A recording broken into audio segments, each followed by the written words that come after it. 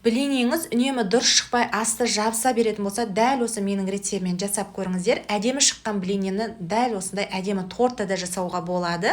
Сіздерге рецептіммен бөлісетін боламын. Алдымен 3 жұмыртқаға тұз, қант салып, жақсылап венчикпен араластырамыз.